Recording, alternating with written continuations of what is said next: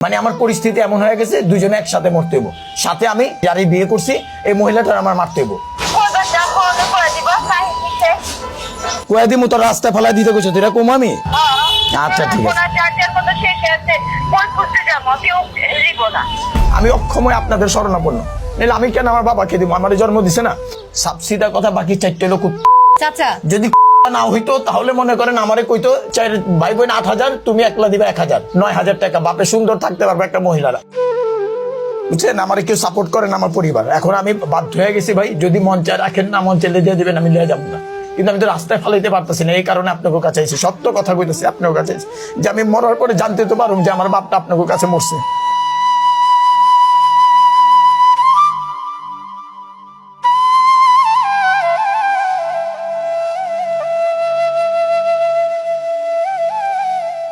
আমাদের দেশের প্রেক্ষাপটে বৃদ্ধাশ্রম শব্দটা অতি পরিচিত হলেও এখানে কেউ ইচ্ছাকৃতভাবে আসেন না। এই মুহূর্তে আমার পাশে বসে আছেন প্রায় শতবর্ষী একজন বৃদ্ধ বাবা, তবে তিনি এসেছেন তার নিজের সন্তানের হাত ধরে।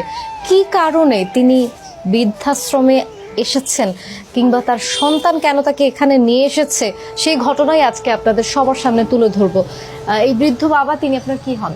যে আমার বাবা। এইরকম বয়সে একটা মানুষের দরকার একটা নিরাপদ ছাদ, সন্তান, পরিবার, আপনজন। তাকে নিয়ে আপনি এখানে কেন এসেছেন? এখানে আসছি আসলে সত্যি কথা বলতে আমি আর্থিকভাবে আমি অক্ষম, আমার শারীরিকভাবে আমি খুব অক্ষম। তা আমার ভাই বোন যারা আছে তাদের প্রত্যেকেরই আছে সামর্থ্য, কিন্তু তারা কোনোভাবেই তাকে ট্রিটমেন্টও দিবে না, টাকাও দিতে চায় না। আমাকে বলে যে তুমি পারলে ছেড়ে আসো, কয়েকবারই বলছে আমাকে, অনেক অনেক হাজারবার বলছে আমার বোনেরা। তা আমি তো রাস্তায় ছাড়তে পারতেছি না, এই জন্যই আপনাদের কাছে আমি শরণাপন্ন। ওনার বাড়ি, অরিজিনাল বাড়ি হলো লালবাগ পুরনো ঢাকা 2 বাইচের খাজিদান প্রথম লেন। তিনি পুরানা মাখন এবং ঘি ব্যবসায়ী ছিলেন, নাম করা মানিকগঞ্জ ঘি মাখন। তো সেই ঘি ব্যবসা মাখন থেকে যখন সে বয়স হয়ে যাওয়ার পরে এটি ছেড়ে দিচ্ছে, ছেড়ে দেওয়ার পরে বাবার যে বাসা ছিল ওইটা বিক্রি করছে, সব কিছুই ভাই বোনের পিছনে নষ্ট করছে। তা আমি ছেলে অক্ষম, আমি কিছুই করিনি জীবনে, আমি কোনো প্রতিষ্ঠিত হইতে পারিনি। সন্তানই তো সম্পদ, তাই নয় কি? যেই বৃদ্ধ বাবা 5 জন সন্তান জীবিত আছে, তার কি বৃদ্ধাশ্রমে আসার কথা বা আসা উচিত? কোনোই কথা না, কোনো উচিত না। আপনার ভাই বোনদের সম্পর্কে একটু বিস্তারিত। ভাই বোন বলতে গেলে কোনো ভাই বোনই এখন জানি না কি কারণে আজকের থেকে 14 বছর আগে আমার বাসাতে বের করে দিছে। আপনাকে? জি, আমার চলাফেরা খুবই রং ছিল, যার কারণে আমার বাসায় ভয় কেউ থাকতে দিত না।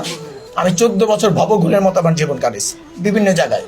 একদিন 2 বছর আগে আমার আম্মা মারা যাওয়ার 1 সপ্তাহ আগে আমাকে ফোন দিয়া ডাক খোঁজ নিয়ে বলে যে আম্মা তোমারে দেখতে চায়। আমি মিটফোর্ড হাসপাতালে দেখতে গেলাম। প্রথম সপ্তাহে, পরের সপ্তাহে আমার আম্মা বাসায় মৃত্যুবরণ করলো।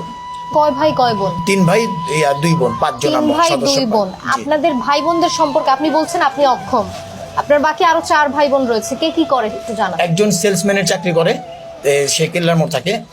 আর আরেক ভাই যে ধানমন্ডির মধ্যে থাকে, সে ওই যে আপনার একজন বড় অফিসারের এখানে চাকরি করে, খুব বড় অফিসার নাম করা, সেটা জানি না অফিসার নামটা, কিন্তু তার মিরপুরে বাড়ি, ওখানে তার কাছে চাকরি করে, সে ওখানেই থাকে। সেলসম্যান একজন অফিসার, বাকি 2 বোন কি করেন? আর 2 বোনে বিয়ে দিয়ে দিছে বাপেই, সব টাকা পয়সা খরচ করে বাপেই বিয়ে দিয়ে ওদের কাছেই ছিল। বাপে যতদিন আমার বাপের সক্ষমতা ছিল আমার বোনের কাছে ছিল। 2 বোনের জামাই কি করেন? একজনের ব্যবসা করে, ওই যে আপনার ওই যে পাথর খোদাই, নাম লেখে, যে বিল্ডিং এর নাম লেখে পাথর খোদাই, বাইতুল মোকাররমের ব্যবসা। আর একটা বোন জামাই হলো আপনার চাকরি করে। তাহলে আপনি নিজে কিভাবে খান? কাজ করি আমি। আসলে আমি বলছিলাম সেই কাজের কথা আমি এখানে বলুম না। আমি আসলে আমার জীবনটা পুরো অক্ষম, বুঝছেন? আমি পারতেছি না, বিদায় নিয়ে আসছি।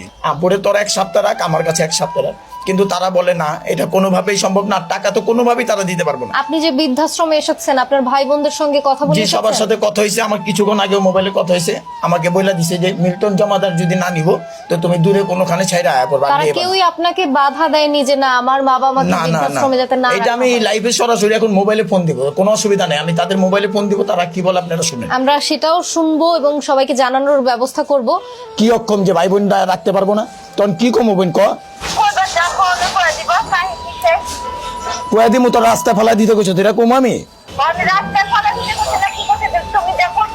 আচ্ছা, কমুয়া করে রাখবো না, এই তো? আচ্ছা ঠিক আছে।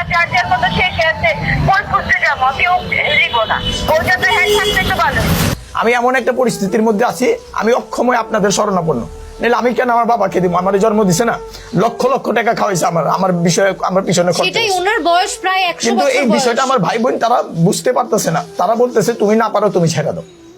এখন আমি যে ফোনে বললাম একই কথা কয়, তুমি ছেড়ে দাও। কিন্তু তিনি তো 5টা সন্তান রেখে যাচ্ছেন।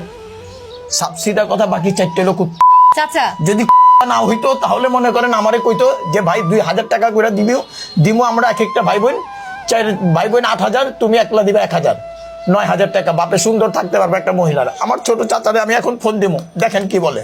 আমার ছোট চাচা কয় তোর বই না 40,000 টাকা লিয়া গেছে।